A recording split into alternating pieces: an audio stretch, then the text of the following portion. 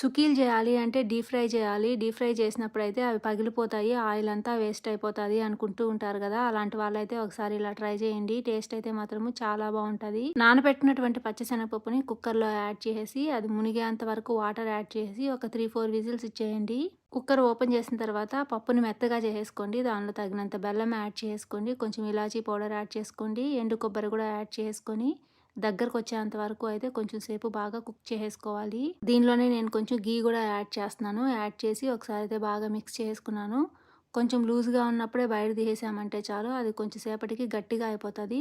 ఇట్లా కాలేదు అంటే మీరు ఫ్రిడ్జ్‌లో అయినా పెట్టేసుకోవచ్చు. చిన్న చిన్న బాల్స్ లాగా చేసి అయితే పక్కన పెట్టేసుకున్నాను. ఒక కప్పు బియ్యము, ఒక కప్పు మినపప్పు తీసుకొని ఒక 8 అవర్స్ నానబెట్టేసుకొని మెత్తగా రుబ్బేసుకోండి. పిండిలో మనం చేసి పెట్టుకున్నటువంటి పూర్ణం యాడ్ చేసి పులిబంగరాలు ప్యాన్‌లో యాడ్ చేసుకోండి. ఘీతో చేసుకోండి. టేస్ట్ అయితే మాత్రము చాలా బావుంటది. ఎక్కువ ఘీ అయితే ఏమీ అవసరం పడదు. తక్కువతోనే అయిపోద్ది.